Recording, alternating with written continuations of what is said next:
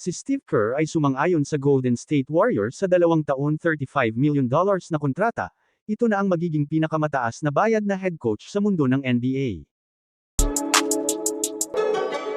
Nagkasundo ang Golden State Warriors at head coach na si Steve Kerr sa 2 taon na nagkakahalaga ng $35 million na extension ng kontrata, ayon kay Adrian Wojnarowski ng ESPN.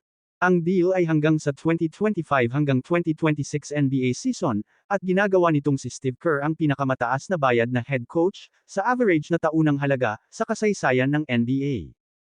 Ang coach ng San Antonio Spurs na si Greg Popovich ay gumagawa ng higit taon-taon, sabi ng mga source, ngunit hawak niya ang dalawang titulo ng president at coach na isinulat ni Wojnarowski. Gayunpaman, sa nakaraan pumirma si Miami Heat coach Erik Spoelstra ng 8 taong extension na ang bayad sa kanya ng humigit kumulang $15 million bawat season, sabi ng mga source. Si Steve Kerr ay nag-coach sa Warriors mula noong 2014 hanggang 2015 NBA season, na pinamunuan ng Warriors team sa 4 na titulo ng NBA at 6 na korona ng Western Conference sa kanyang unang 9 na kampanya. Ang 58 years old na si Steve Kerr ay nag-star sa University of Arizona, bago naglaro sa NBA para sa 6 na koponan mula 1988 hanggang 2003.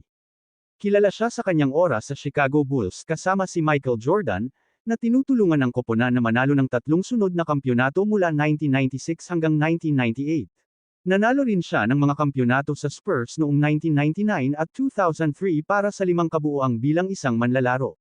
Sa pagitan ng kanyang pagre-retiro noong 2003, simula ng kanyang mga araw ng coaching noong 2014, ginugol ni Kerr ang halos lahat ng kanyang oras bilang isang NBA analyst para sa TNT, maliban sa isang panahon mula 2007 hanggang 2010 nang magtrabaho siya bilang general manager ng Phoenix Suns. Si Kerr ay naging isa sa mga pinalamutian na coach sa kasaysayan ng NBA, na humantong sa Golden State Warriors sa 665 winning percentage sa kanyang unang 9 na season. Kung nanalo siya ng isa pang titulo bilang isang coach ng Golden State Warriors, ito ang kanyang ika-10 sa pangkalahatan, 5 bilang isang manlalaro, 5 bilang isang coach. Si Steve Kerr ngayon ay naging pang-4 sa kasaysayan ng NBA na nanalo ng 10 o higit pang mga titulo bilang isang manlalaro at coach. Yun lang, salamat.